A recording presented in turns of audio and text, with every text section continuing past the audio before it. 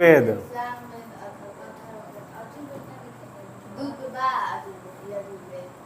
Rigveda, Yajurveda, Atharvaveda, Samaveda, Atharvaveda last में। तो वेद की संख्या कितनी है? 4। ऋग्वेद, यजुर्वेद, सामवेद, अथर्ववेद। ऋग्वेद जो है सबसे पुराना वेद है। इसमें मंडल कितने हैं? 10 गो मंडल है। तीसरा मंडल में किसका उल्लेख है? गायत्री मंत्र का, जिसको किसने लिखा है? विश्वामित्र जी ने। यह किस देवता से संबंधित है? तो सूर्य देवता से। 8वां मंडल खील कहलाता है, हाथ से लिखा हुआ है। 10वां मंडल जो है सूक्त है कहलाता है। 10वां मंडल सूक्त, और इसमें है हमारे समाज को 4 वर्गों में बांटा गया है, ब्राह्मण, क्षत्रिय, वैश्य और शूद्र।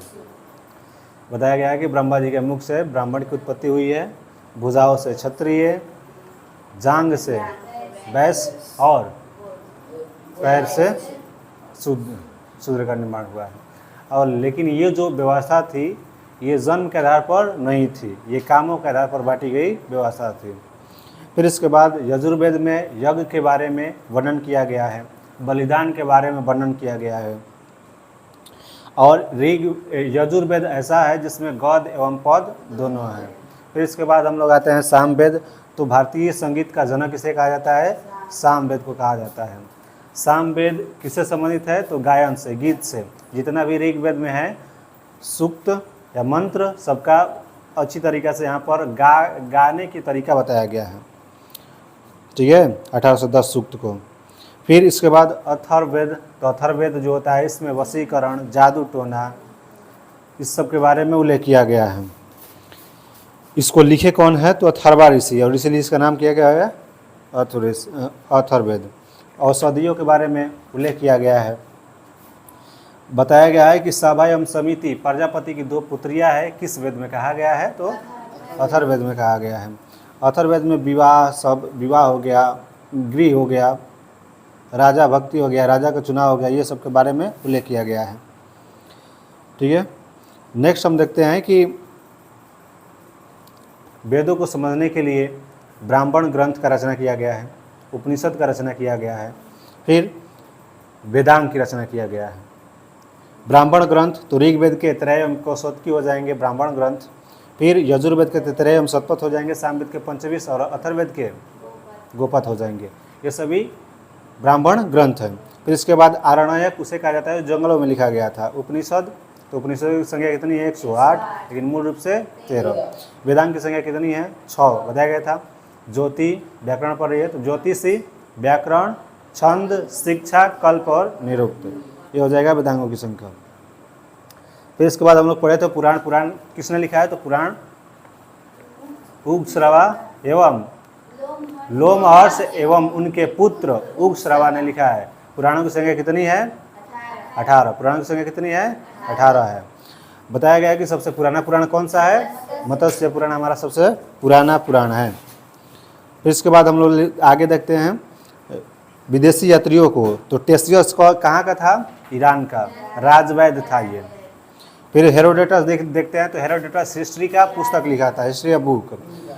फिर मेगास्थनीज देखते हैं, तो मेगास्थनीज कौन सा बुक लिखा था? इंडिका। मेगास्थनीज किसका ये राजदूत था? किसका राजदूत था? सेलुकस निकेटर का। और सेलुकस निकेटर सेनापति किसका था? सिकंदर का। सेलुकस निकेटर किसका सेनापति? सिकंदर का। सिकंदर जो होता है भारत पर अटैक कब करता है? 326 ईसा पूर्व में। फिर इसके बाद डायमेकस जो होता है, मेगास्थनीज कौन सा बुक लिखा था? इंडिका। और इसमें किस वंश से संबंधित है? ये मौर्य वंश है, क्योंकि चंद्रगुप्त मौर्य के दरबार में आया था। चंद्रगुप्त मौर्य जो था मौर्य वंश का संस्थापक था। चंद्रगुप्त मौर्य के बाद आता है बिंदुसार, बिंदुसार के बाद आता है अशोक। फिर डायमेकस जो होता है ये अंत्योकस का राजदूत था, और ये किसके दरबार में? डायमेकस बताया गया था। डायमीटर किससे संबंधित है? वृत्त से। और वृत्त किससे बनता है? बिंदुओं से। तो डायमेकस किसके दरबार में आया था? बिंदुसार के। तो चंद्रगुप्त मौर्य के बाद बिंदुसार, तो बिंदुसार के दरबार में कौन आया था? डायमेकस। फिर इसके बाद आता है डायनोसियस, ये अशोक के दरबार में आया था। डायनोसियस किसके दरबार में? अशोक के दरबार में आया था।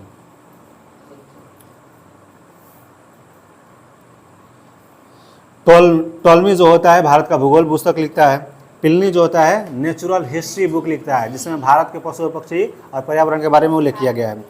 पेरिप्लस ऑफ द यूरेशियन सी, इसके लेखक के बारे में अभी पता नहीं चला। चीनी लेखक फाहियान देखते हैं, तो फाहियान किसके दरबार में आया था? चंद्रगुप्त द्वितीय के दरबार में आया था। कौन? फाहियान।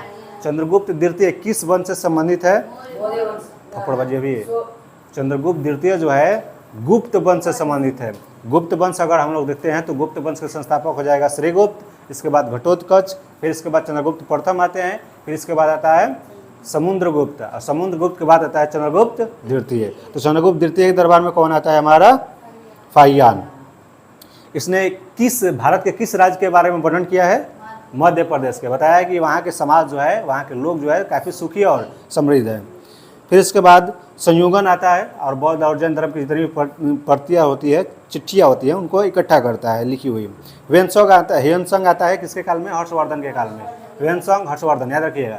हर्षवर्धन के काल में कौन आता है? ह्वेनसोंग आता है। कब आया था? 629 ईसा पूर्व बताया जाता है, ठीक ना, 629 ईस्वी में। और ये चीन से भारतवर्ष के लिए प्रस्थान करता है और 15 वर्ष तक भारत में रहता है, और एक बुक लिखता है। कौन? केना की, की, तो याद रखिए खाली CUK, एबीसीडी वाले अक्षर याद रखिए। ह्वेनसोंग जो होता है नालंदा विश्वविद्यालय में अध्ययन भी करता है, और उस समय कुलपति कौन थे? तो डॉक्टर शिलभद्र थे, आचार्य शिलभद्र थे, ठीक ना। फिर येत्सिंग आता है। फिर अलबरूनी जो होता है, अलबरूनी आता है महमूद गजनवी के साथ आता है अलबरूनी, और ये कहाँ का रहने वाला था? ख्वारिज़्म या खीव, जिसको अभी तुर्कमेनिस्तान बोलते हैं। तुर्कमेनिस्तान कैपिटल अशगाबाद हो जाता है। तो यह आया था, इसने लिखा था किताब उल हिंद, किताब उल हिंद या तहकीक ए हिंद, किताब उल हिंद या तहकीक ए हिंद किसने लिखा था? अलबरूनी, ठीक है, अलबरूनी। और ऐसा पूछा जाएगा कि डिस्कवरी ऑफ इंडिया के लेखक कौन है? तो Jawaharlal Nehru. First prime minister of India कौन थे? जवाहरलाल नेहरू। जितना दिन शासन किए थे, अभी उनका रिकॉर्ड जो है मोदी जी ने तोड़ दिया है। इब्न बतूता, इसका यात्रा का वृत्तांत जो है रेहला पुस्तक में दिया गया है इब्न बतूता का, और यह 1313 ईस्वी में दिल्ली पहुंचता है, और यहाँ पर मुहम्मद बिन तुगलक वंश के जो मुहम्मद बिन तुगलक होता है, इसको दिल्ली के काजी या न्यायाधीश नियुक्त कर देता है। किसको? इब्न बतूता को। फिर इसके बाद तारानाथ जो होता है तिब्बती लेखक थे, तिब्बत, जो कि अब मैप में नहीं है, उस पर अटैक करके चाइना जो है अपने कंट्रोल में कर लिया है। तो तिब्बती लेखक थे कौन? तारानाथ। तो कंगयूर एवं तंगयूर नामक 2 बुक लिखे हैं, और इसमें भारत की हिस्ट्री के बारे में पता चलता है। फिर मार्को पोलो जो होता है, ये भारत की यात्रा पर आता है। फिर आगे हम लोग देखते हैं प्राग ऐतिहासिक या इतिहास के बारे में हम जानते हैं। तो इतिहास के बारे में, इतिहास को 3 भागों में डिवाइड किया गया है। एक प्राचीन इतिहास, मध्य इतिहास और ये आधुनिक इतिहास। लेकिन जब हम इतिहास में जाते हैं तो इतिहास में प्राचीन इतिहास को भी 3 भागों में डिवाइड किया गया है, और ये पत्थरों के आधार पर किया गया है। तो पाषाण काल जिसको बोलते हैं, मतलब पत्थरों के काल से बनाया गया। तो पाषाण काल में यहाँ पर क्या किया गया था? एक प्राचीन, बोलो, पाषाण काल में सबसे पुराना कौन था? जिसे देखो, इतिहास में प्राचीन इतिहास को आग ऐतिहासिक मतलब प्री हिस्ट्री, प्रोटो हिस्ट्री और हिस्ट्री, ठीक ना। प्राग ऐतिहासिक, आग ऐतिहासिक और ऐतिहासिक 3 भागों में डिवाइड किया गया था। तो प्राग ऐतिहासिक को भी 3 भागों में डिवाइड किया गया। पूरा पाषाण काल, मध्य पाषाण काल और नव पाषाण काल, और तीनों में खोज बताया गया था। पूरा पाषाण काल में किस किस चीज़ का खोज हुआ था? पूरा पाषाण काल में लोग अधिकतर थे शिकारी थे, जिसको बोलते थे आखेटक। क्या बोलते थे? आखेटक, शिकारी। और इसी टाइम जो था आग का आविष्कार हुआ था। वैसे ही पत्थर उत्थर मार रहा था या लकड़ी उकड़ी जब रगड़ रहा था आपस में, तो वहाँ से क्या कर देता है? ये आग का आविष्कार। तो बोला जाएगा कि पूरा पाषाण काल में आग का आविष्कार हुआ है, और उस समय जो लोग थे क्या थे? शिकारी, आखेटक थे। एक स्थान पर स्थिर नहीं रहते थे, मारकर हमेशा एक स्थान पर रहते थे। कोई घर बनाने में नहीं चाहता था, एक स्थान पर रहते थे। जितना भी वहाँ पर शिकार था सब मार के दूसरा स्थान पर स्थान करते थे। फिर मध्य पाषाण काल आता है, और मध्य पाषाण काल में लोग जो होते हैं यहाँ पर पशु पालन स्टार्ट कर देते हैं। धीरे धीरे कुत्ता को सबसे पहला पालतू कौन बनाया गया था? कुत्ता बनाया गया था। और इसका साक्ष्य मिलता है कि पशुपालन स्टार्ट हो गया था उस समय। और फिर जो नवपाषाण काल होता है उसमें कृषि इंसान स्टार्ट कर देता है लोग, और जब कृषि स्टार्ट करते हैं तो वहाँ से स्थिर हो जाते हैं लोग। अगर कृषि कर रहे हैं तो आपको स्थिर रहना पड़ेगा कुछ दिनों तक, और जब कृषि करते थे तो वहीं पर अपना घर बना लिए थे। तो स्थिर कहाँ पर हो गए थे लोग? एक जगह पर, नवपाषाण काल में। और इसी समय पहिए का खोज हुआ था। तो पहिए का खोज कब बना था? बताया गया था कि अगर आप खेती करते हैं तो कुछ ले जाना हो, ले आना हो, इसके लिए गाड़ी की ज़रूरत होगी, और गाड़ी के लिए पहिया। तो पहिए का आविष्कार कब हो गया था? नवपाषाण काल में।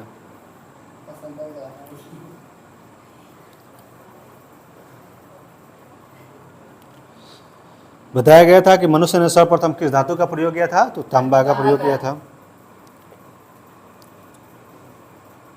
फिर इसके बाद आता है हमारा सिंधु घाटी सभ्यता। तो सिंधु घाटी सभ्यता में हम लोग पढ़े थे हड़प्पा सभ्यता में क्या क्या मिला था। फिर इसके बाद मोहनजोदड़ो सभ्यता में क्या क्या मिला था, कालीबंगन में क्या मिला था, चनहुद्रो से क्या मिला था। इसको हम लोग ट्रिक याद किए थे। चलिए बताइए, मोहनजोदड़ो से क्या क्या मिला था बताओ।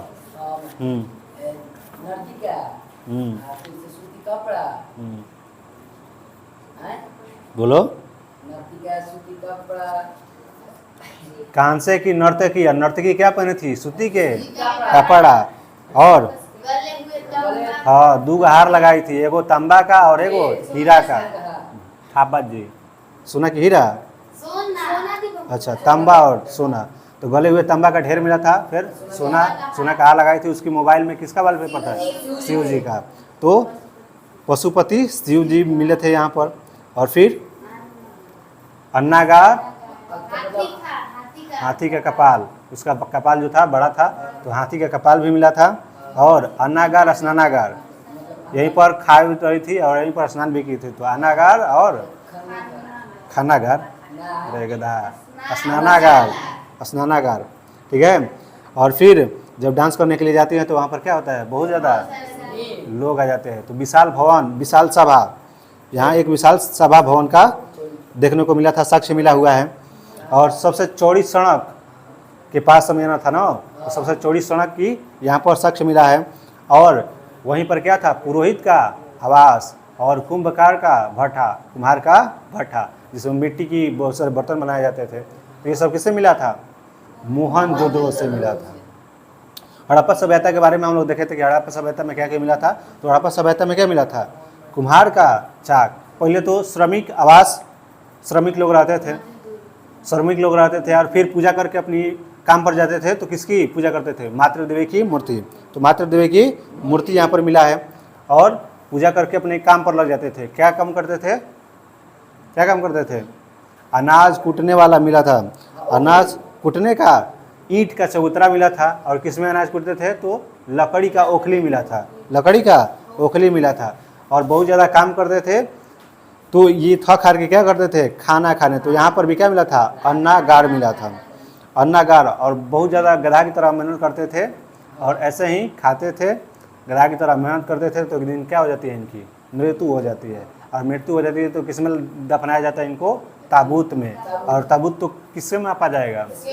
तांबा के स्केल से। तो तांबा का स्केल भी मिला है, ताबूत मिला है। और एक कब्रिस्तान मिला था जिस पर क्या लिखा था? RH37। फिर पक्की हुई मिट्टी, और उस कब्रिस्तान में क्या डाल दिया जाता है? मिट्टी। हाँ, तो अच्छी तरीक़ा से ट्रिक द्वारा बताया गया है पिछले वाला वीडियो में, जो 3रा नंबर है उसमें जाके देख लीजिएगा। मोहनजोदड़ो को क्या बोलते हैं? मृतकों का टीला। और मोहनजोदड़ो की खुदाई जो है राखलदास बनर्जी ने किया था। फिर इसके बाद हम चनहुद्रो को देखते हैं। तो चनहुद्रो में क्या क्या मिला था? तो जितना भी श्रृंगार का सामान था, जैसे चनहुद्रो से याद करिए, जैसे कोई भी लड़की जो होती है जब जयमाल में जाती है तो उसको इंसान चिन्ह पाता है? नहीं चिन्ह पाया। इतना मेकअप मार लेगी तो उसको इंसान चिन्ह नहीं पाएगा। तो चिन्ह याद रखिएगा, चिन्ह नहीं पाएगा। क्यों? क्योंकि बहुत ज़्यादा क्या कर ली है? मेकअप कर ली है। तो चनहुद्रो से मेकअप वाला जितना भी सामान है मिला हुआ है। चनहुद्रो से क्या करेल बड़ा तुम वर्षे से बैठो। तो चनहुद्रो से क्या मिला है? मेकअप के जितना भी सामान है, ऐनक हो गया, ककई हो गया, लिपस्टिक हो गया, ये सब मिला हुआ है। काजल हो गया, सिंदूर हो गया, कहाँ से मिला है? चनहुद्रो से। 1931 में इसकी खोज किए थे गोपाल मजूमदार, और ये सिंधु नदी के किनारे पाकिस्तान के प्रांत में है, ये अधिकतर देखोगे, ठीक है। इस पर एक और मिला था, ईंट पर बिल्ली का पीछा करता हुआ कुत्ता का निशान। बिल्ली का पीछा करते हुए कुत्ता का पैर जो है उसका निशान मिला है, कहाँ से? चनहुद्रो से। चनहुद्रो या तो नो जितना भी श्रृंगार का सामान मिला हुआ है चनहुद्रो से। कालीबंगा भी बताया था, कालीबंगा से क्या क्या मिला है? तो अलंकृत ईंट, हाँ, जुता हुआ खेत का साक्ष्य, एक साथ 2 फसल उगाया गया था उसका साक्ष्य मिला है। पकी हुई मिट्टी का स्केल मिला था। फिर इसके बाद कांसे की बनी हुई मिट्टी और अग्निकुंड, हवन कुंड मिला था, ठीक है। अलंकृत ईंट मिला था कालीबंगा से, ट्रिक बताया गया है, जाकर 3 नंबर वीडियो देखिएगा लुसेंट क्यूज का। तो ये हमारा जो था सिंधु घाटी सभ्यता के कुछ थे। और इसमें देख लीजिए तो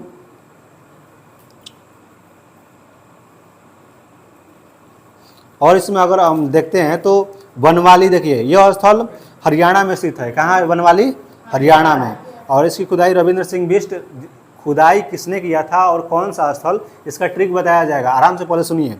तो बनवाली जो है ये कहाँ पर है? हरियाणा में, ठीक है, बनवाली हरियाणा में। और इस सभ्यता का एकमात्र स्थल था जहाँ की क्षण के जालीनुमा आकृति में फैला हुआ था। और जितने भी स्थल मिले हैं वहाँ की सड़कें एक दूसरे को समकोण पर आकर काटती है। समकोण मतलब 90 डिग्री, ठीक ना। और यहाँ से मिट्टी का हल मिला हुआ है। तो बनवाली से क्या मिला हुआ है? मिट्टी का हल। बनवाली से मिट्टी का हल मिला हुआ है। और मिट्टी के बर्तन, मिट्टी के बर्तन, मिट्टी का हल कहाँ से? बनवाली से। रोपण देखिए तो रोपण जो है वर्तमान पंजाब में है और सतलज नदी के किनारे है। पंजाब का नाम ही है 5 नदियों की भूमि। पंजाब का अर्थ होता है 5 नदी कौन कौन सी? सिंधु, सतलज, रावी, चिनाब, ब्यास। चला जाओ ऊपर। रोपण जो है ये पंजाब के सतलज नदी के किनारे है और इसकी खुदाई जो है जगदत्त शर्मा करते हैं। और मनुष्य के साथ साथ कुत्ते को दफनाने का साक्ष्य कहाँ पर मिला हुआ है? तो याद रखिएगा, रोपण से। रोपण से। इंसान कब रोप पड़ता है? जब मर जाता है। एक इंसान मरता है तो रोते हैं इंसान बहुत सारे। तो रोपण, रो पड़ रहा, कब रो पड़ रहा है? जब इंसान मर रहा है। और जब इंसान मर रहा है तो उसके साथ कुत्तों को भी दफनाया जा रहा है, ठीक ना। तो इसका साक्ष्य कहाँ से मिला है? रोपण से। रंगपुर, तो रंगपुर जो है यह रघुनाथ राव के द्वारा किया गया है और वर्तमान में गुजरात के मादर नदी के किनारे बसा हुआ है। और धान की भूसी, धान की भूसी का साक्ष्य कहाँ पर मिला हुआ है? रंगपुर से। रंग, धान की भूसी का कलर जो होता है, धान और जो भूसा होता है उसका कलर जो होता है चेंज होता है, रंग अलग अलग हो जाता है। तो इसे याद रखिएगा कि रंगपुर से क्या मिला है? धान की भूसी का साक्ष्य मिला हुआ है। सुरकोटदा, तो ये कहाँ पर है? तो गुजरात में है अभी। और यहाँ से क्या क्या मिला था? तो कलश, सौधन और घोड़ा की हड्डी, गधा की हड्डी कहाँ मिला था? हड़प्पा सभ्यता से मिला था। और घोड़ा की हड्डी पूछे तो सुरकोटदा से, ठीक ना। कलश, सौधन और अनोखा कब्र का प्रमाण मिला है सुरकोटदा से, ठीक है। धौलावीरा की बात की जाए तो यह गुजरात में है और यह सिंधु घाटी सभ्यता का सबसे बड़ा नगर था। सिंधु घाटी सभ्यता का सबसे बड़ा नगर धौलावीरा था जो 3 भागों में बसा हुआ था। सुतका गेंडोर की बात की जाए तो यह सिंधु घाटी सभ्यता का सबसे पश्चिमी स्थल था जो वर्तमान पाकिस्तान के बलूचिस्तान प्रांत के दाश्क नदी के किनारे है। बताया गया था कि हमारा सिंधु घाटी सभ्यता जो है किस आकार की है? त्रिभुज आकार के। त्रिभुज आकार के बताया गया था। कौन सी रिवर कहाँ का है? चलिए अब हिस्ट्री में आगे देखते हैं, ये पिछला रिवीजन।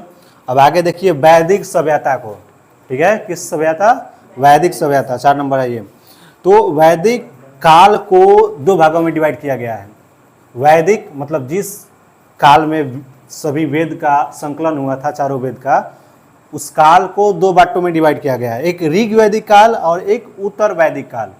एक ऋग वैदिक काल और एक उत्तर वैदिक काल। बोला जाएगा कि ऋग वैदिक काल कब से कब तक था? तो बताया जाता है कि 1500 से 1500 से 1000 ईस्वी तक क्या था ये ऋग वैदिक काल। उत्तर वैदिक काल 1000 से 600 ईसा पूर्व, ये क्या था उत्तर वैदिक काल।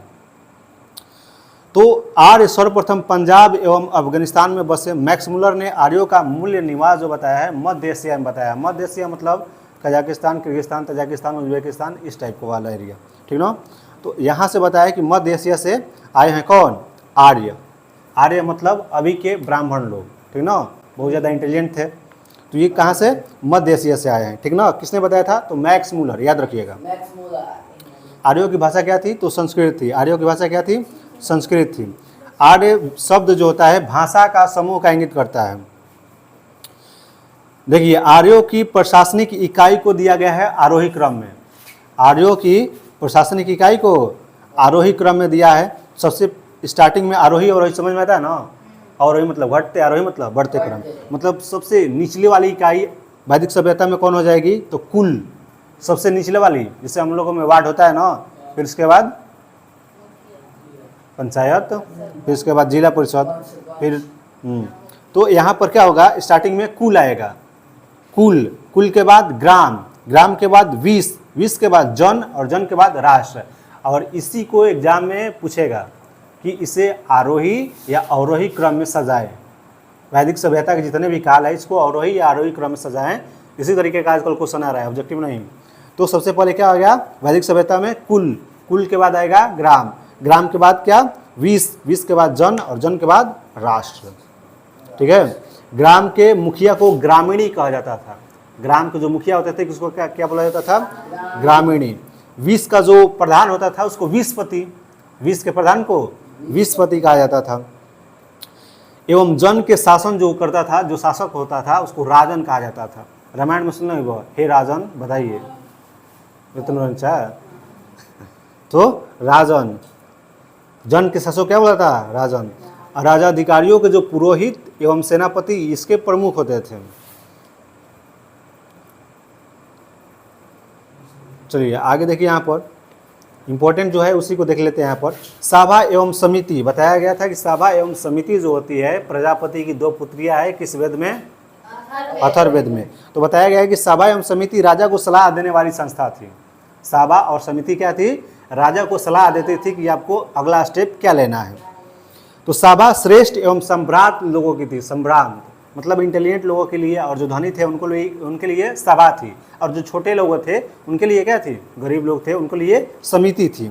सभा और समिति, जैसे अभी लोकसभा, राज्यसभा बना हुआ है, बिल्कुल उसी तरह थी, प्रतिनिधित्व करती थी। इसके अध्यक्ष को ईशान कहा जाता था। ईशान के नाम सुनने पड़ा नो, क्रिएटर। तो यहाँ पर इसके अध्यक्ष को क्या बोला जाता था, ईशान।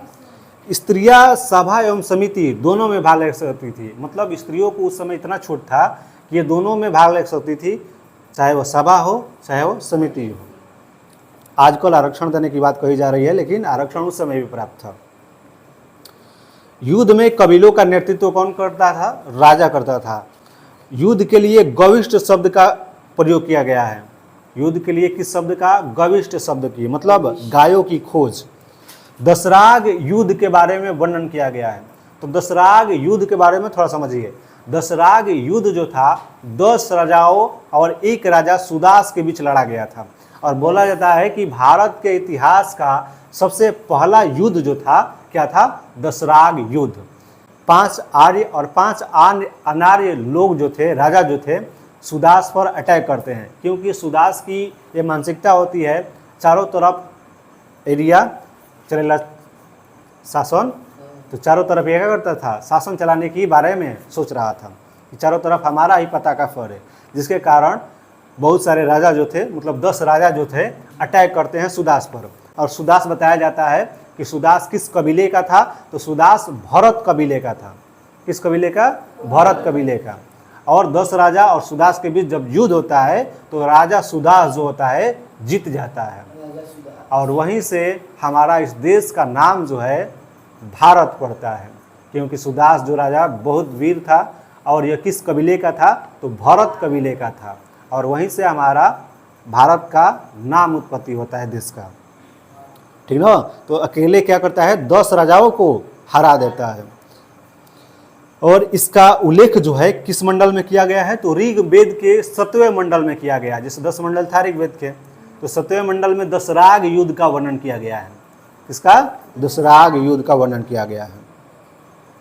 ऋग्वेद समाज 4 वर्णों में बटा हुआ था। ऋग्वेद समाज जो था किस 4 वर्णों में बटा हुआ था। ब्राह्मण, क्षत्रिय, वैश्य और शूद्र बतले रही 10वां सूक्त में। यह विभाजन बताया गया था कि जन्म आधारित नहीं था, ये कार्य पर आधारित था। 10वां मंडल जो था पुरुष सूक्त था। आर्यों का समाज जो था प्रीत प्रधान था। प्रीत मतलब पिता प्रधान होते थे वहाँ पर। अब मात्र प्रधान सिंधु घाटी सभ्यता में देखे थे आप लोग। और छोटी इकाई परिवार थी जिसका मुखिया होता था और उसे कुलप कहा जाता था। इस काल में वैदिक सभ्यता में क्या होता था कि यज्ञ कार्य में पति के साथ पत्नियां जो थी भाग ले सकती थी। बाल विवाह एवं पर्दा प्रथा, बाल विवाह मतलब छोटे बच्चों की शादी, और पर्दा प्रथा मतलब घूंघता नहीं चलती है ना, यह सब नहीं था। कहाँ पर? वैदिक सभ्यता में। तो देखिए कितना आगे था वैदिक सभ्यता अभी की समाज से।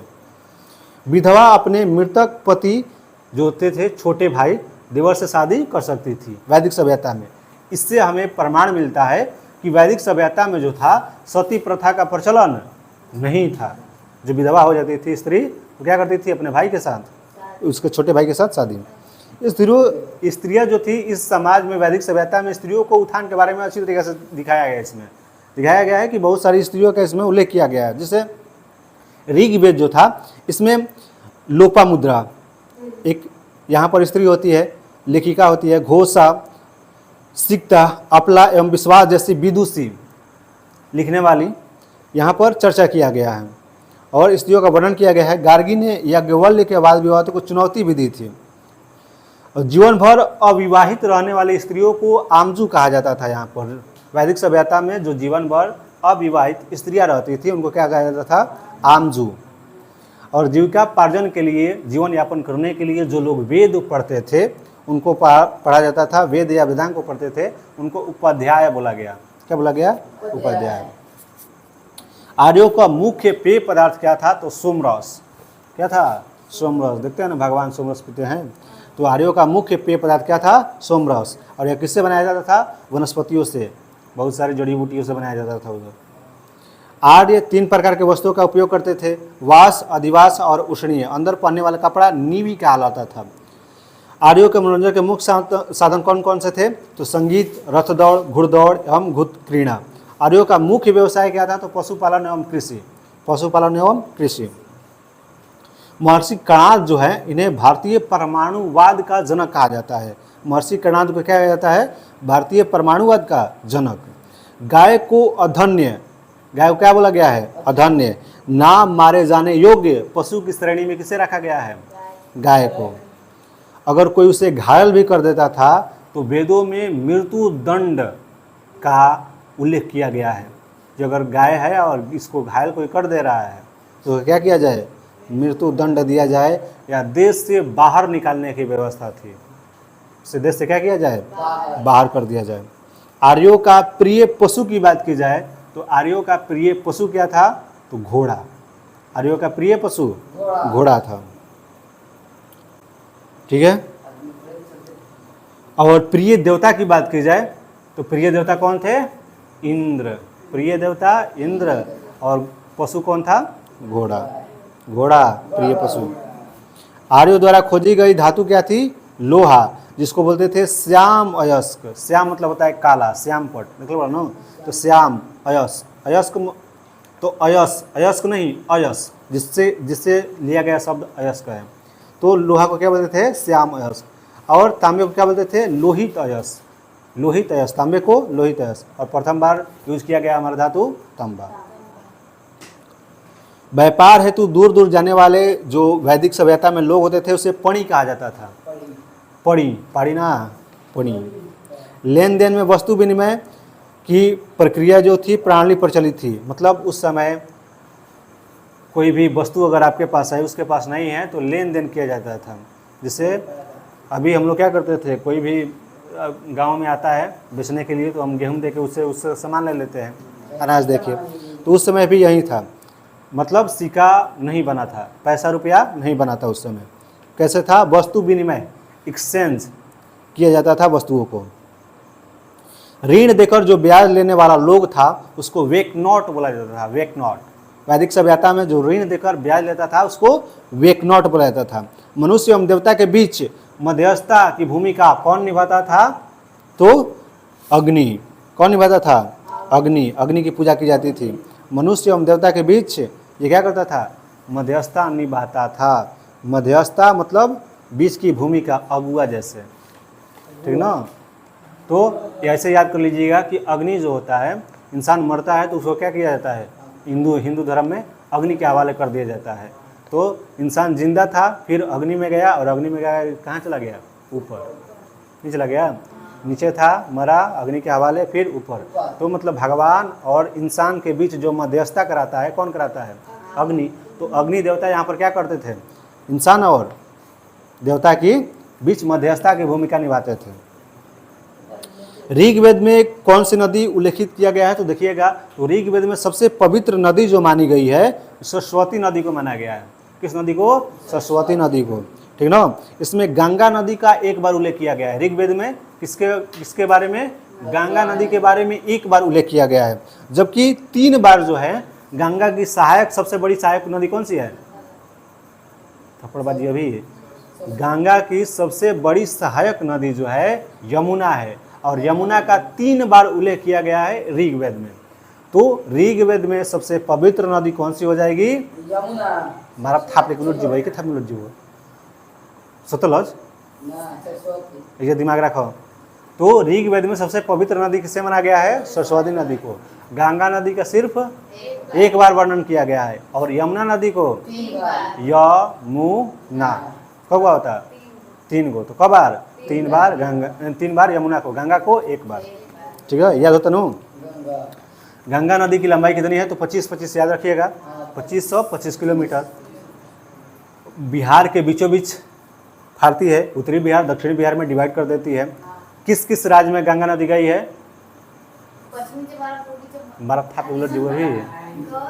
किस किस राज्य में?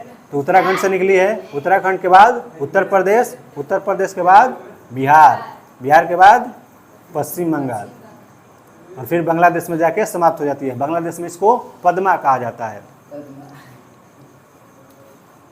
ठीक है। आगे देखिए, तो उत्तर वैदिक काल में इंद्र के स्थान पर प्रजापति सर्वाधिक प्रिय देवता हो गए थे। पहले इंद्र प्रिय देवता थे उत्तर वैदिक ऋग्वेद में, ठीक ना। उत्तर वैदिक काल आते आते इंद्र के स्थान पर कौन? प्रजापति सर्वाधिक प्रिय देवता बन गए हैं। विष्णु की 3 पगों की व्याख्या जो है ऋग्वेद में किया गया है, बताया गया ना। ऋग्वेद में विष्णु जी की जो 3 पगों की व्याख्या है वामन अवतार की, वहाँ पर व्याख्या की है। क्या है, हंसी बोल देता है। उत्तर वैदिक काल में राजा के राज्याभिषेक के समय राजसूय यज्ञ का अनुष्ठान किया जाता था। उत्तर वैदिक काल में राजा के जब राज्याभिषेक किया जाता था, मतलब जब राजा बनता था, तो क्या होता था? बहुत सारा एक अनुष्ठान होता है, पूजा होता है, उसके लिए राजसूय यज्ञ किया जाता था। राजसूय यज्ञ में जैसे आप लोग देखे होंगे लवकुश कांड में राजसूय यज्ञ के बारे में, यहाँ पर एक घोड़ा को छोड़ा जाता था, और घोड़ा जिस एरिया में ज़्यादा था वह एरिया आपके नाम हो जाती थी। और अगर किसी राजा को आपत्ति है कि एरिया उस राजा के कंट्रोल में ना होके, तो उस घोड़ा को क्या करता था? रोक देता था, बांध देता था। यही लवकुश कांड में देखा गया है ना। तो राम जी का छोड़ा गया था, तो लवकुश क्या करते हैं? उसको बांध देते हैं। मतलब हम आपकी चुनौती को क्या कर रहे हैं? स्वीकार कर रहे हैं। तो राजसूय यज्ञ ये होता था, ठीक ना। उत्तर वैदिक काल में वर्ण व्यवस्था किया जाए बजाय यहाँ पर जन्म के आधार पर निर्धारित की गई थी। जैसे ऋग्वेद काल में जो 10वां पुरुष सूक्त है, उसमें बताया गया था कि हमारा समाज चतुष्वर्णीय था, 4 वर्गों में था। और लेकिन उस समय समाज जो था हमारा किस पर डिवाइड था? कर्म के आधार पर था। लेकिन जैसे जैसे समय बढ़ता है उत्तर वैदिक काल आता है। उत्तर वैदिक काल में जो होता है जन्म के आधार पर, अब मतलब जो ब्राह्मण के बच्चे हैं चाहे वो पढ़ें या ना पढ़ें, ब्राह्मणे कहलाएंगे। जो शूद्र के बच्चे हैं वह काम करें या ना करें, कितना भी पढ़ जाए, वह शूद्र ही कहलाएंगे। तो जन्म के आधार पर व्यवस्था कब हो गई थी? उत्तर वैदिक काल में। लेकिन ऋग वैदिक काल में ऐसा नहीं था। जो ज़्यादा इंटेलिजेंट था ब्राह्मण कहलाता था। अब यहाँ पर दिया गया है कि इंद्र क्या थे, तो युद्ध के नेता एवं वर्षा के देवता। युद्ध के नेता एवं वर्षा के देवता कौन थे? इंद्र भगवान। वर्षा अभी देखते हो, इंद्र भगवान, तो वर्षा के देवता या युद्ध का देवता इंद्र। अग्नि क्या था, तो बताया गया था कि देवता एवं मनुष्य के बीच मध्यस्थता कराने। तू मत ये तारा खातिर क्लास नहीं किया, अभी घर जाके पढ़ा अभी, ठीक बा। तो यहाँ पर देखो अग्नि जो थे क्या थे, देवता एवं मनुष्य के बीच मध्यस्थता कराने वाले थे, अग्नि देवता। वरुण देवता के बारे में, तो वरुण एक प्लैनेट देखे होंगे कि वरुण प्लैनेट होता है। प्लैनेट के बारे में बताइए, तो सूर्य के सबसे नज़दीक कौन सा होता है? बुध, फिर इसके बाद शुक्र, फिर इसके बाद पृथ्वी, थप्पड़बाजी, पृथ्वी के बाद मंगल, फिर बृहस्पति, शनि, अरुण, वरुण। इंग्लिश में Mercury, Venus, Earth, Mars, Jupiter, Saturn, Uranus, Neptune, last में वरुण आता है। तो बताया गया है कि यहाँ पर वरुण जो देवता है क्या है? पृथ्वी एवं सूर्य के निर्माता, पृथ्वी और सूर्य के निर्माता, समुद्र के देवता, ठीक ना। तो जितना भी एस्ट्रोनॉमी से संबंधित वरुण से संपर्क कर दिया। वरुण क्या है? प्लैनेट। और प्लैनेट क्या है? सूर्य, पृथ्वी, यही सब दिखाता है। तो सूर्य समुद्र के देवता पूछेगा, पृथ्वी एवं सूर्य के निर्माता बोलेगा तो वरुण, ठीक है। ऋतु परिवर्तन एवं दिन रात का कर्ता कौन कहलाएगा? ऋतु परिवर्तन और दिन रात का कर्ता या भगवान कौन? वरुण। दिन रात कब होता है? जब पृथ्वी अपनी एक्सिस पर घूमती है। और क्या है? पृथ्वी एक ग्रह है, उसी प्रकार वरुण भी क्या है? ग्रह है। तो वरुण देवता के बारे में, पृथ्वी के जितना भी ऋतु परिवर्तन होता है, तो याद रखिएगा कौन देवता? वरुण देवता। तो ऋतु परिवर्तन कब होता है? तो पृथ्वी अपनी एक्सिस पर घूमती है तब ना, थप्पड़बाजी अभी है। पृथ्वी जब अपनी एक्सिस पर घूमती है तो दिन और रात होता है, और जब सूर्य की परिक्रमा करती है तब क्या होता है? तब ऋतु परिवर्तन होता है, ठंडा गर्मी। घौ जो है, घौ, तो आकाश के देवता को क्या बोला गया है? घौ। आकाश के देवता को घौ बोला गया है। सोम क्या थे? तो वनस्पति के देवता क्या थे? सोम। उषा, तो उषा प्रगति एवं उत्थान के देवता। प्रगति एवं उत्थान के देवता कौन हो जाएंगे? उषा। प्रगति के देवता उषा। तो याद रखिएगा कि उषा नाम की एक लड़की है, पहले बिहार पुलिस बनती है, फिर बिहार दुर्गा, फिर बीपीएससी, फिर आईएएस। मतलब यहाँ पर क्या कर रही है? प्रगति कर रही है। तो उषा क्या हो जाएगा? कौन से देवता? प्रगति एवं उत्थान के देवता। आश्विन, आश्विन क्या हो जाएगा? विपत्तियों को हारने वाला देवता। आश्विन विपत्तियों को हारने वाला देवता। पूषण, पशुओं का देवता। पूषण क्या हो जाएगा? पशुओं का देवता। विष्णु, विश्व के संरक्षण एवं पालन करता। विष्णु विश्व के संरक्षक एवं पालन करता। मारुत, आंधी तूफान का देवता। आंधी तूफान का देवता। मारुति जैसन स्पीड में आज आंधी आइला, याद कर लियो। तो मारुत क्या हो जाएगा? आंधी एवं तूफान के देवता।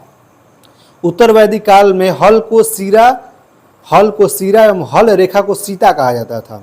उत्तर वैदिक काल में निष्क और शतमान मुद्रा की इकाइयाँ थी।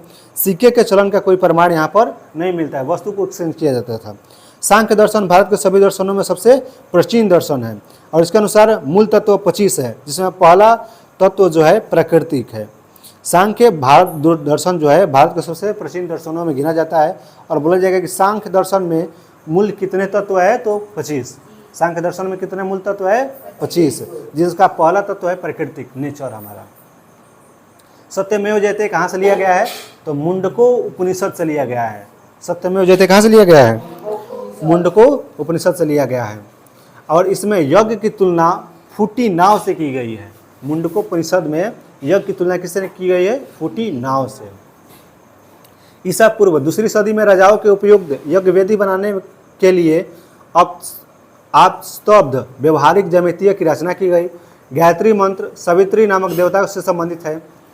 बताया गया सूर्य देवता या सवित्र नामक देवता से संबंधित, जिसका संबंध ऋग्वेद से है। लोगों को आर्य बनाने के लिए विश्वामित्र ने गायत्री मंत्र की रचना किया था। लोगों को आर्य बनाने के लिए किसका? गायत्री मंत्र की रचना किसने किया है? विश्वामित्र जी ने। श्रद्धा की प्रथा पहल दत्तात्रेय ऋषि के बेटे निमि ने शुरू किया था। श्रद्धा क्रम होता है ना, 10 दिन बाद सभा होता है, इंसान मरता है, तो श्रद्धा क्रम जो है, श्रद्धा की प्रथा किसने शुरू किया था? तो दत्तात्रेय ऋषि के बेटे निमि। उत्तर वैदिक काल में कौशाम्बी नगर में प्रथम बार पक्की ईंटों का प्रयोग किया गया था। पक्की ईंटों का प्रयोग उत्तर वैदिक काल में कौशाम्बी नगर में, ठीक ना। महाकाव्य दो हैं भारत में, महाकाव्य दो, एक रामायण और एक महाभारत। महाभारत को पहले जय संहिता कहा जाता था, महाभारत को जय संहिता, पुराना नाम जय संहिता है, और यह विश्व का सबसे बड़ा महाकाव्य है। गोत्र नामक संस्था का जन्म जो है उत्तर वैदिक काल में होता है। बताए कौन से गोत्र से हो, तो गोत्र कहाँ से स्टार्ट होता है, उत्तर वैदिक काल से, और यहीं से जन्म आधारित जो वंशवाली है स्टार्ट हो जाती है। तो हमारा वैदिक सभ्यता जो है समाप्त हो जाता है। बताओ आर्यों के प्रिय पशु कौन था? घोड़ा। और प्रिय देवता?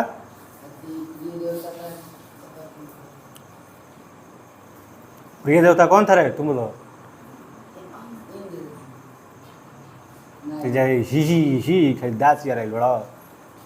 इंद्र। लेकिन जैसे ही उत्तर वैदिक काल होता है, जैसे ही उत्तर वैदिक काल होता है, इनका देवता, प्रिय देवता इंद्र समाप्त होके कौन हो जाता है? प्रजापति। क्या ध्यान से सुन रहे? युद्ध में कबीलों का नेतृत्व कौन करता था? तो राजा। दशराग युद्ध का वर्णन किसमें किया गया है? 7वां मंडल में। ऋग्वेद के 7वें मंडल में दशराग युद्ध। दशराग मतलब 10 राजाओं और एक सुदास के बीच युद्ध हुआ था। सुदास किस कबीले से थे? भरत कबीले से थे। इसमें विजय किसकी होती है? सुदास की 10 राजाओं को हरा देता है, ठीक ना। स्त्रियां इसमें यज्ञ में भाग ले सकती थी, नहीं ले सकती थी? ले सकती थी। बाल विवाह एवं प्रदा प्रथा प्रचलन था या नहीं था? नहीं था। थप्पड़ बजेगा अभी, ऋग्वेद में नहीं था। विधवा अपने मृतक के छोटे भाई से शादी कर सकती थी, यानी सती प्रथा यहाँ पर नहीं था। तभी ना शादी कर रहे हैं, नहीं तो उसका पति मर जाता था, उसको भी जला दिया जाता था।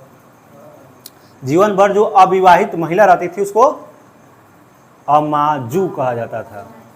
अम्मा जी, याद रखिएगा, अम्मा जी। तो अमाजू, ठीक ना। जो जीविकापार्जन के लिए वेद और वेदांग का पाठ किया करते थे उन्हें क्या कहा गया? उपाध्याय। पीछे से एको रिवर्स नहीं किया होता, सब ऊपर पर पार होता ना, उपाध्याय कहा जाता था। सभा और समिति में स्त्रियां भाग ले सकती थी कि नहीं ले सकती थी? ले सकती थी, दोनों।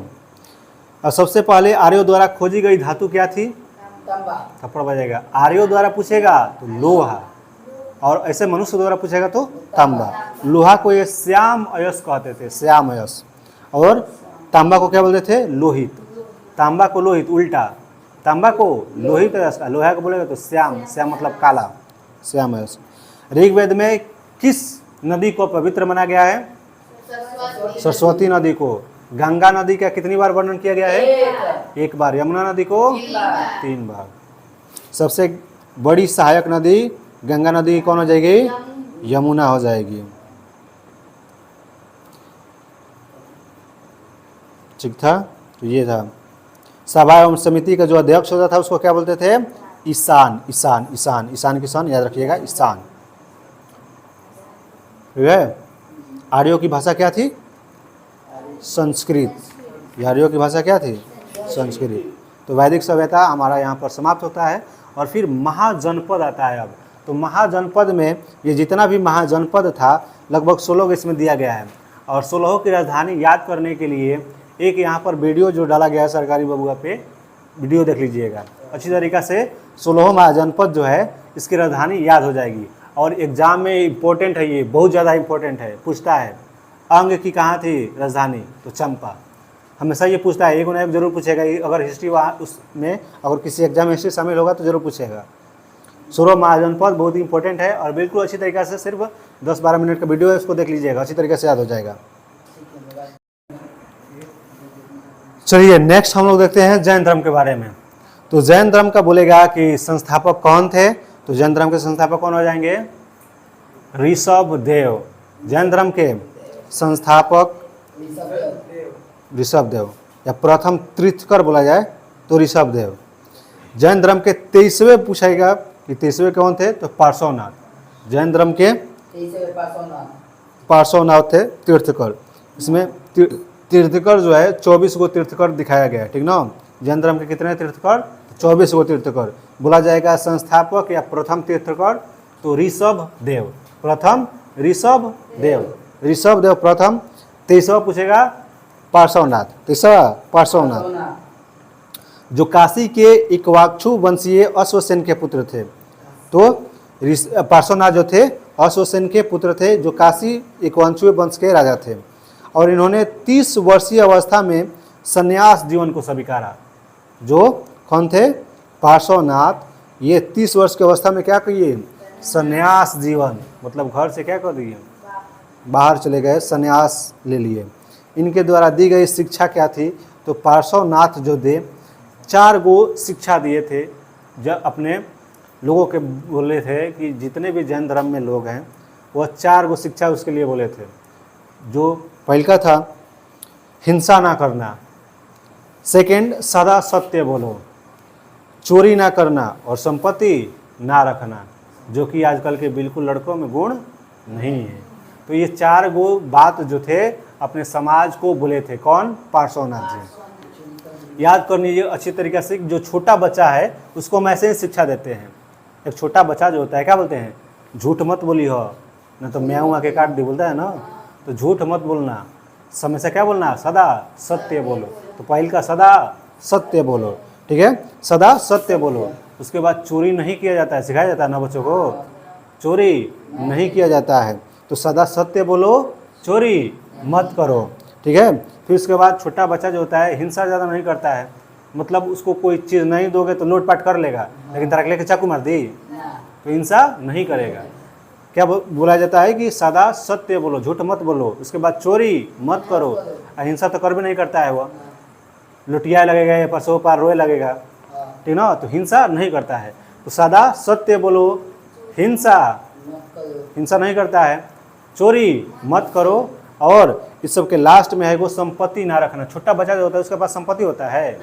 पापा जाता होता है सिंगड़ा ले रही हो, ये नहीं बोलता है, तो उसके पास रुपया होता है? नहीं होता है। तो छोटा बच्चे से याद रखिएगा, सदा सत्य बोलो, चोरी मत करो, और हिंसा नहीं करता है।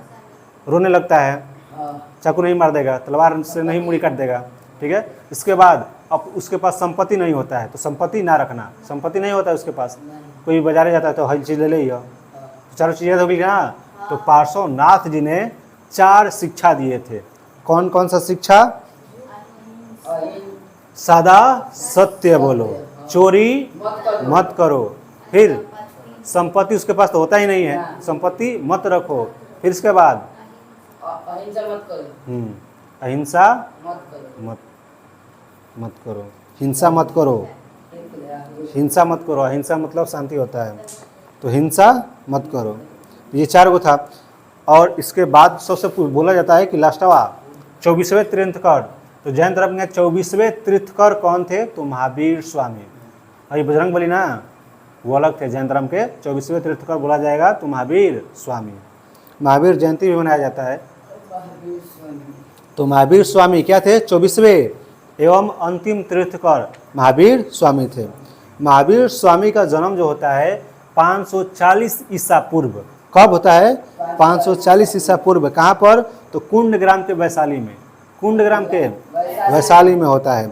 इनके पिता जो थे सिद्धार्थ, इनके पिता का नाम क्या था? सिद्धार्थ, या गात्रीय कुल के सरदार थे। और इनकी माता जो थी त्रिशला, लिच्छवी राजा चेटक की बहन थी, ठीक ना। पिता कौन थे? सिद्धार्थ। और गौतम बुद्ध के बारे में अगर बौद्ध धर्म में पढ़ा जाए तो गौतम बुद्ध के बचपन का नाम क्या था? सिद्धार्थ। तो इसीलिए इन दोनों के बीच बहुत ज़्यादा कन्फ्यूजन होता है। तो जैन धर्म में जो महावीर स्वामी अंतिम तीर्थकर थे, उनके पिता का नाम था सिद्धार्थ, ठीक ना। और ये गात्रीय कुल के कौन से थे? गात्रीय कुल के राजा थे, सरदार थे। और माता त्रिशला थी, लिच्छवी राजा चेटक की बहन। महावीर स्वामी का पत्नी पूछा जाता है, तो महावीर स्वामी की पत्नी कौन थी? यशोदा। कौन थी? यशोदा। एवं पुत्री कौन थी? तो अनुजा प्रियदर्शनी। अनुजा प्रियदर्शनी कौन थी? इनकी पुत्री। महावीर स्वामी की पुत्री कौन थी? याद रखिएगा कि महावीर भगवान है एक, जैसे हिंदू धर्म में भगवान है महावीर, और कृष्ण जी की माता का नाम क्या है? तो भगवान भगवान कनेक्ट कीजिएगा। महावीर स्वामी यशोदा। इनकी पत्नी कौन थी? यशोदा। अनुजा प्रियदर्शनी इनकी क्या हो जाती है? पहली पुत्री। और इन्हीं का विवाह जो होता है जामिल से करते हैं, जामिल, ठीक ना। महावीर का बचपन का नाम बोलेगा तो वर्धमान। महावीर का बचपन का नाम वर्धमान। महावीर का बचपन का नाम वर्धमान। वहीं गौतम बुद्ध में पढ़ा हुआ तो गौतम बुद्ध का बचपन का नाम सिद्धार्थ। तो महावीर के बचपन का नाम वर्धमान। इन्होंने 30 वर्ष की अवस्था में अपने माता पिता की मृत्यु के पश्चात अपने बड़े भाई नंदीवर्धन जो है इनसे आज्ञा लेकर ये वन की तरफ चल देते हैं। कब? जब ये 30 साल के होते हैं तब। तो महावीर स्वामी बचपन का नाम इनका क्या था? वर्धमान था। बचपन का नाम क्या था? वर्धमान। और 30 साल की अवस्था में जब इनके माता पिता मर जाते हैं ये कहाँ चले जाते हैं? वन में। किसकी आज्ञा लेकर? अपने बड़े भाई नंदीवर्धन से संन्यास ले लेते हैं। आजकल 30 साल में शादी होता है, ये 30 साल में क्या कर लिए थे? संन्यास ले लेते हैं। 12 वर्षों की कठिन तपस्या के बाद इनको जाम्बरिक के समीप ऋजुपालिका नदी के तट पर, कब? 12 वर्ष के कठिन तपस्या के बाद महावीर स्वामी को जाम्बरिक के समीप ऋजुपालिका नदी के तट पर साल वृक्ष के नीचे, किस वृक्ष के नीचे? साल वृक्ष। अब ये साल वृक्ष क्या होता है? तो सखुआ के पेड़ देखा है ना, सखुआ की लकड़ी बहुत ज़्यादा मजबूत होता है, तो सखुआ के पेड़ को ही साल वृक्ष कहा गया है। तो साल वृक्ष के नीचे तपस्या कर रहे थे और यहीं पर इनको क्या होती है? संपूर्ण ज्ञान की प्राप्ति होती है। संपूर्ण ज्ञान की प्राप्ति कहाँ पर होता है? साल वृक्ष के नीचे। कब? 12 साल कठिन तपस्या करने के बाद। और इसी समय से महावीर स्वामी जो होते हैं इनको जीन कहा जाता है, अहर्त कहा जाता है और निर्गंथ। 3 को याद रखिएगा, जीन, अहर्त, निर्गंथ। निर्गंथ मतलब बंधनहीन, बंधनहीन, कोई भी बंधन नहीं। महावीर ने अपना उपदेश जो है प्राकृतिक यानी अर्धमगधी भाषा में दिया है। मगध बोला जाता था पाटलिपुत्र को उस समय, तो मगधी भाषा में, अर्धमगधी भाषा या प्राकृत भाषा बोलेगा तो महावीर स्वामी ने अपना उपदेश प्राकृत या अर्धमगधी भाषा में दिए हैं। महावीर के अनुयायियों को मूलतः क्या कहा जाता था? तो निर्गंथ। क्या कहा जाता था? निर्गंथ मतलब बंधनहीन। महावीर के प्रथम अनुयायी उनके दामाद बताइए ना अभी, जामिल। तो प्रथम अनुयायी कौन थे? जामिल। और ये जामिल किसके पति थे? अनुजा प्रियदर्शनी, जो उनकी एक बेटी थी ना, अनुजा प्रियदर्शनी के पति थे जामिल। और ये प्रथम अनुयायी बनते हैं किसके? महावीर स्वामी के। तो प्रथम अनुयायी इनके दामाद जो होते हैं जामिल बनते हैं। प्रथम जैन भिक्षु कौन थे? तो नरेश दधिवाहन की पुत्री चंपा। नरेश दधिवाहन की पुत्री चंपा जैन भिक्षु थी, महिला में। तो महावीर ने अपने शिष्यों को 11 गणधरों में विभाजित किया था। आर्य सुधर्मा अकेले ऐसा गंधर्व था जो महावीर की मृत्यु के बाद भी जीवित रहा, जो जैन धर्म का प्रथम थेरा या मुख्य उपदेशक हुआ था। महावीर स्वामी के भिक्षु संघ की प्रधान चंदना थी। भिक्षु मतलब महिलाओं की प्रधान महावीर स्वामी की कौन थी? चंदना। कौन थी? चंदना। अब प्रथम कौन थी? प्रथम में जैन भिक्षु कौन थी? चंपा। और हेड कौन थी? चंदना। तो आर्य सुधर्मा जो होता है अकेले ऐसा गंधर्व था जो महावीर स्वामी की मृत्यु के बाद भी जीवित रहता है और जैन धर्म का प्रथम उपदेशक या थेरा कहलाता है। कौन? सुधर्मा। अब यहाँ पर दिया गया है कि ऋषभ देव थे जो ये प्रथम थे और इनकी प्रतीक चिन्ह पूछा जाता है। तो प्रतीक चिन्ह ऋषभ देव का सांड। ऋषभ, ऋषभ मतलब बैल भी होता है, तो याद रखिएगा ऋषभ मतलब क्या? ऋषभ देवता जो थे, ऋषभ देव जो थे, इनका प्रतीक चिन्ह क्या था? सांड। अजीतनाथ द्वितीय थे, इनका था हाथी।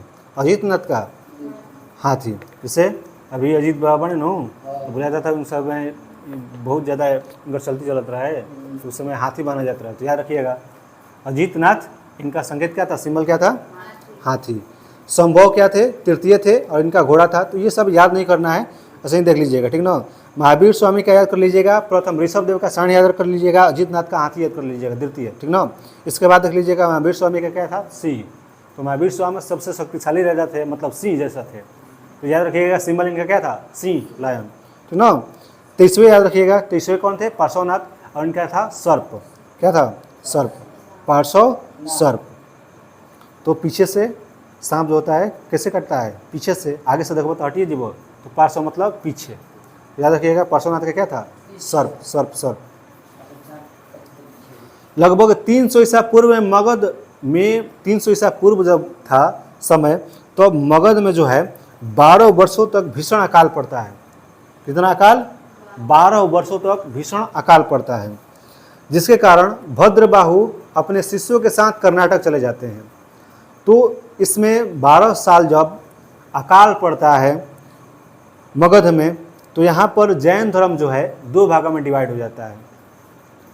क्योंकि 12 साल कोई जब अकाल पड़ा है तो 12 साल खाने पीने के लिए यहाँ पर कोई नहीं है, तो एक कर्नाटक चले गए थे। कौन कर्नाटक चले गए थे? भद्रबाहु। कौन गए थे? भद्रबाहु। और यहाँ पर रह गए थे कौन? स्थूलभद्र। यहीं पर कौन थे? स्थूलभद्र। ये मगध में ही रुक गए थे। और जब अकाल समाप्त होता है तो कर्नाटक से भद्रबाहु अपने सभी जो जितने भी इनके तीर्थकर थे, जितने भी इनके सहपाठी थे, उनको लेकर जब लौटते हैं तो इन दोनों के बीच क्या होता है? बहुत ज़्यादा विवाद होता है कि हम लोग यहीं पर थे और तुम लोग अकाल पड़ा तो छोड़कर भाग गए थे। तो यहीं पर जैन धर्म जो होता है 2 भाग में डिवाइड हो जाता है। एक होता है श्वेतांबर और एक होता है दिगंबर। श्वेतांबर जो होता है ये किनका हो जाता है? श्वेतांबर जो होता है स्थूलभद्र कि जितने भी शिष्य थे श्वेतांबर हो जाते हैं। तो देखोगे जैन धर्म कभी भी घूमने के लिए अगर राजगीर आप लोग जाएंगे तो देखेंगे कोई श्वेत वस्त्र पहन कर आता है, ठीक ना, तो उसको बोलेंगे श्वेतांबर। स्थूलभद्र के क्या है? शिष्य है ये स्थूलभद्र। स्थूलभद्र श्वेतांबर, याद रखिए। स्थूलभद्र के क्या थे शिष्य? श्वेतांबर, मतलब ये श्वेत वस्त्र धारण करते थे। और जो भद्रबाहु थे इनके क्या हो गए? दिगंबर। इनके जो शिष्य थे क्या कहलाए? दिगंबर। और ये नग्न रहते थे, नंगा, ठीक ना। कौन रहते थे? नंगा, भद्रबाहु के।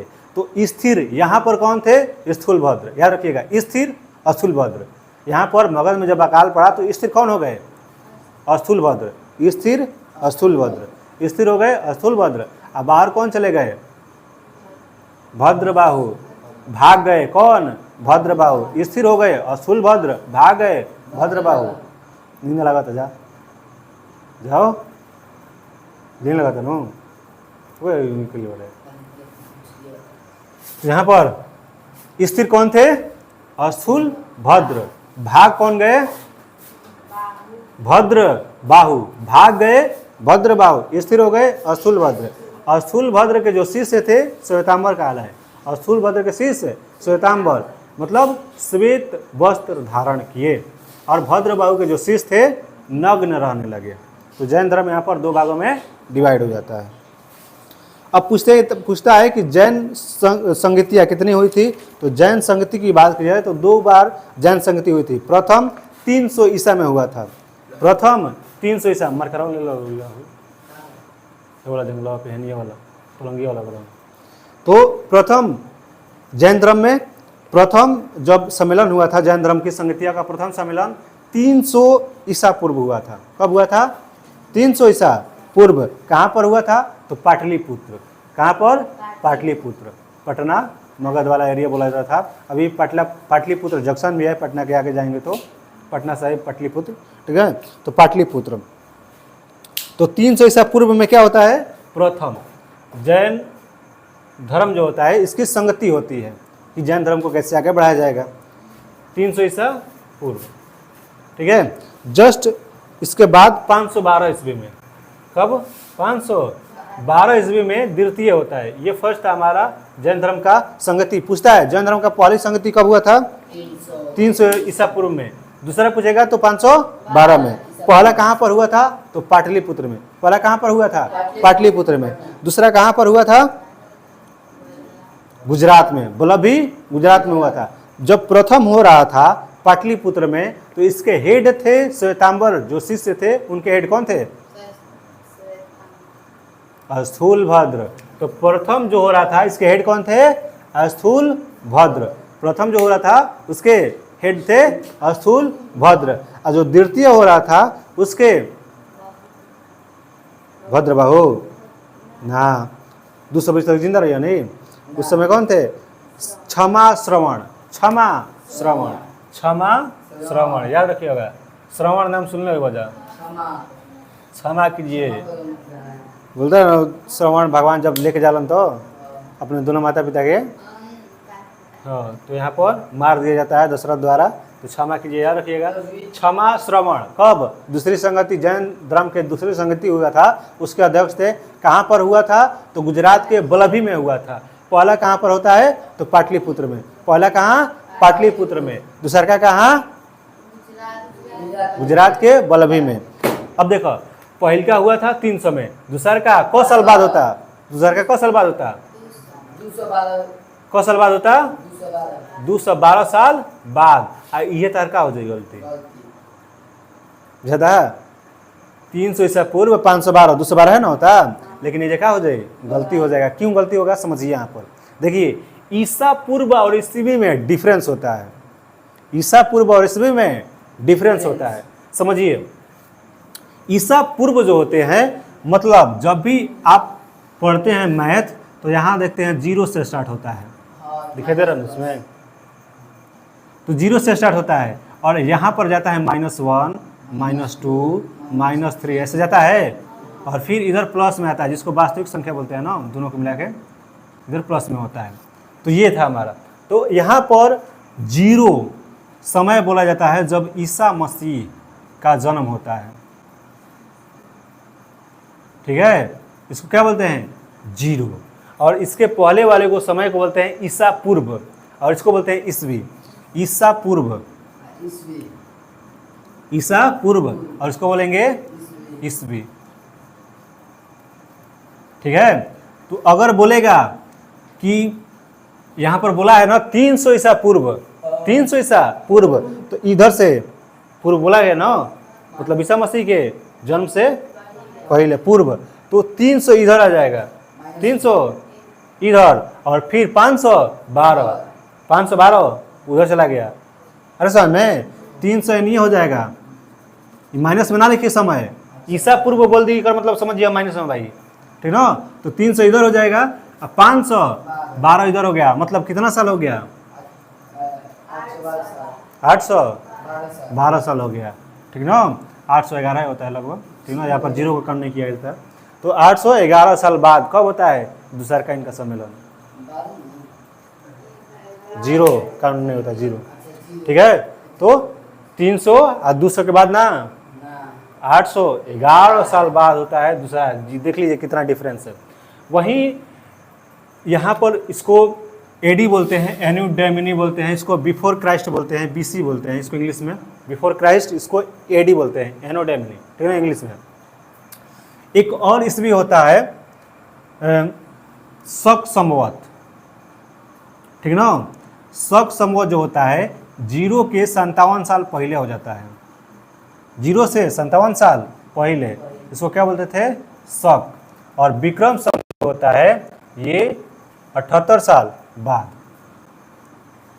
विक्रम संवत 0 से, तो 0 से इधर शक संवत, माइनस में इधर 57 शक संवत बोलेगा कि अगर 2026 हटे, तो इसके शक संवत में कितना हो जाएगा समय?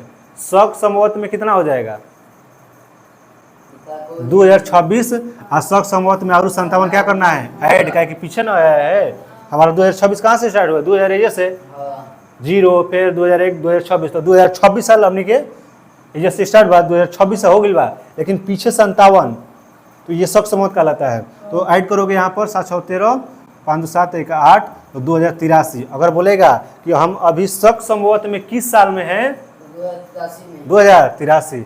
और वहीं बोलेगा कि विक्रम संवत में हम कहाँ पर है? तो 78 साल क्या कर दोगे इसमें?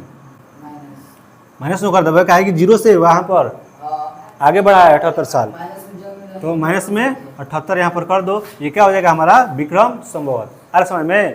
तो ईस्वी मापने वाला गाय है जो नींद लगा, जो नहीं लगा, ठीक है। तो यहाँ पर समझ में आ गया ना, ईसा पूर्व में डिफरेंस समझ में आ रहा है, ईस्वी में, ठीक ना। ईसा पूर्व बोलेगा मतलब 0 से उधर जाना है, ईस्वी इधर आना है। वहीं बोलेगा शक संवत, तो शक संवत में 0 से 57 पीछे जाना है, ठीक ना, बिफोर क्राइस्ट, मतलब ईसा मसीह के जन्म से 57 साल पहले, और आगे जाना है कब? जब बोलेगा विक्रम संवत, छोटा वर्ड पीछे, बड़ा वर्ड आगे। 2 गो 3 गो, याद रखिए सब विक्रम। ठीक है, समझ में आ गया ईस्वी वाला। तो ये था हमारा ईस्वी वाला। ठीक है, आगे देखिए इसमें तो जैन धर्म के 3 रत्न हैं। कौन? सम्यक दर्शन, सम्यक ज्ञान और आचरण। जैन धर्म के त्रिरत्न पूछा जाए क्या? जैन धर्म के कितने रत्न हैं? त्रिरत्न। कौन? सम्यक दर्शन, सम्यक ज्ञान और सम्यक आचरण, 3 गो। जैन धर्म के 3 रत्न कैसे याद रखिएगा?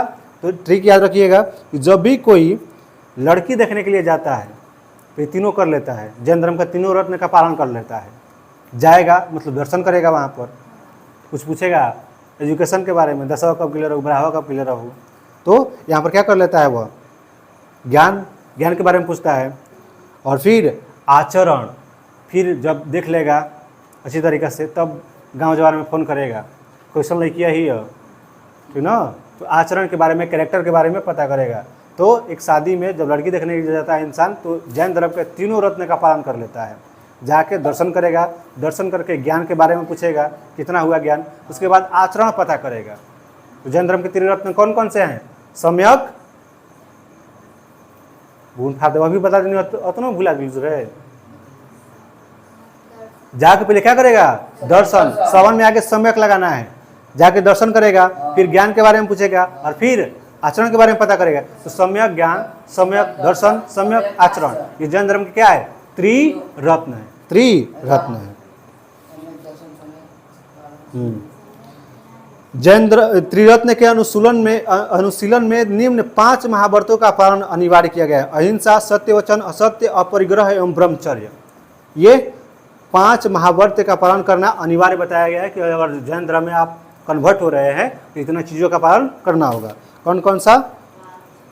अहिंसा, अहिंसा, हाँ अहिंसा, सत्य वचन, असत्य, अपरिग्रह एवं ब्रह्मचर्य। जैन धर्म में 4 वरों शिक्षा, अन्न, चिकित्सा और आवास के सिद्धांतों ने इसे लोकप्रिय बनाने में मदद किया है। शिक्षा, अन्न, चिकित्सा और आवास, 4 वरों। जैन धर्म में ईश्वर की मान्यता नहीं है, मतलब यहाँ जैन धर्म के लोग जो है ईश्वर को नहीं मानते हैं, लेकिन आत्मा को मानते हैं। किसको मानते हैं? आत्मा। तो जैन धर्म के लोग भगवान को मानते हैं कि नहीं मानते हैं? नहीं मानते। किसको मानते हैं? आत्मा को। जो आत्मा बोलेगा वही करना है। महावीर पुनर्जन्म एवं कर्मवाद में विश्वास रखते थे। तो महावीर स्वामी जो बताते थे कि हमारा क्या होगा? पुनर्जन्म होगा। अभी इस जन्म में है, बाद में कौआ बनवा, कुकुर बनवा, बिलाई बनवा। क्या कहते रहे महावीर स्वामी? मतलब पूर्व जन्म में इनकी आस्था थी। जैन धर्म के सप्तभंगी ज्ञान के अन्य नाम स्यायवाद एवं अनेकांतवाद है। जैन धर्म ने अपने आध्यात्मिक विचारों को सांख्य दर्शन से ग्रहण किया है। जैन धर्म मानने वाले कुछ राजा कौन कौन थे? उदयन, वंद राजा, चंद्रगुप्त मौर्य, गौतम वंश के संस्थापक, थप्पड़ मार दे अभी, मौर्य वंश के संस्थापक चंद्रगुप्त मौर्य। कलिंग नरेश जो खारवेल थे, राष्ट्रकूट राजा अमोघ वर्ष चंदेल शासक। तो ये सभी क्या थे? जैन धर्म के मानने वाले शासक थे। मैसूर के गंगवंशी के मंत्री चामुंड के प्रोत्साहन से कर्नाटक के श्रवण बेलगोला में 10वीं शताब्दी के मध्य में विशाल बाहुबली की मूर्ति, गोमतेश्वर की मूर्ति का निर्माण किया गया था। तो गोमतेश्वर की प्रतिमा जो है कैत्सवर्ग मुद्रा में है और महावीर तपस्या की इस मुद्रा में अपनी चारों ओर वातावरण से अनभिज्ञ है। तो गोमतेश्वर की मूर्ति का यहाँ पर जो निर्माण हुआ है किसने किया है? तो मैसूर के गंग वंश के मंत्री चामुंड, ठीक ना? कहाँ पर है? तो कर्नाटक के श्रवण बेलगोला में है। ठीक है, और इसमें महावीर स्वामी को दिखाया गया है कि अपने चारों तरफ प्रकृति से अनभिज्ञ है, अपने तपस्या में लीन है। उनके पैरों में सांप लिपटे हुए हैं, मतलब उनका प्रकृति से फेरा नहीं है, वो अपनी तपस्या में लिपटे हुए हैं, अपने तपस्या में लीन है और उन पर सांप लपेटा हुआ है। ऐसे चित्र बनाया गया है बहुत बड़ा श्रवण बेलगोला में, कर्नाटक में। तो सांप लपटा हुआ है उनके पैरों में। ठीक है, उनके पैरों में सांप लिपटा हुआ है। तो चींटी के नीचे घरौंदे बना दी है, चींटी जो है अपने घर नीचे बना दिया है उनके पैरों में। मतलब यहाँ पर दिखाया गया है कि महावीर स्वामी जो है इतनी ज़्यादा अपनी तपस्या में लीन है कि उन पर सांप भी लपेटा जा रहा है, चींटी भी उनके पैरों में घरौंदा बना रही है, फिर भी उनको एहसास नहीं हो रहा है। ठीक है, यह जो है 18 मीटर ऊंची एक चट्टान को काट कर बनाया गया है श्रवणबेलगोला कर्नाटक में, महावीर स्वामी की मूर्ति। खजुराहो में जैन मंदिर का निर्माण जो है चंदेल शासकों द्वारा किया गया है। खजुराहो जो है मध्य प्रदेश में, यहाँ पर जैन धर्म की मूर्ति देखेंगे तो किससे बना हुआ है? चंदेल शासकों ने बनाया है। कौन बनाया है? चंदेल शासकों ने।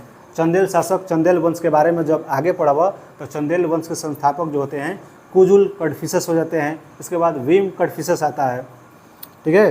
तो कड़फिसस यहाँ पर चंदेल वंश के संस्थापक हो जाते हैं।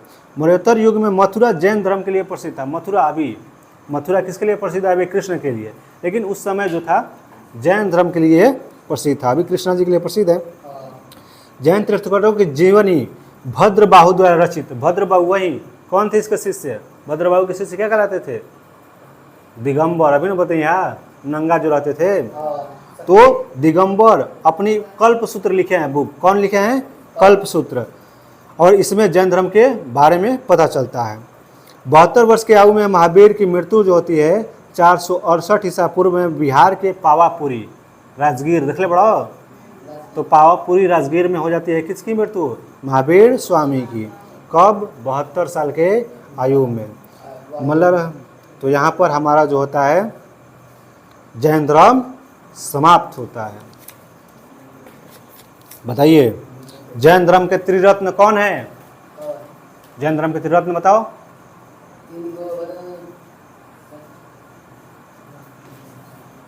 बताओ रंजित।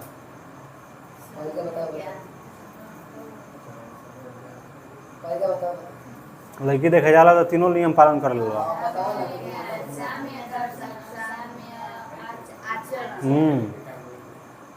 सम्यक दर्शन, तब ज्ञान पूछब, सम्यक ज्ञान, तब आचरण के बारे में, सम्यक आचरण, त्रिरत्न।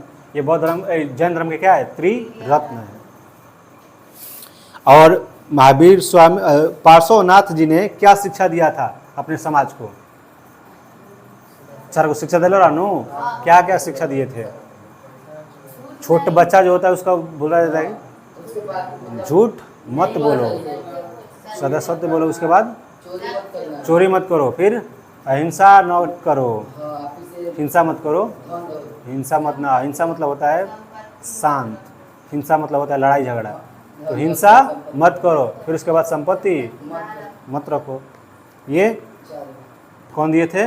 पार्श्वनाथ, जो कि 23वें जैन धर्म के तीर्थकर थे। तीर्थकर बोला गया इसमें।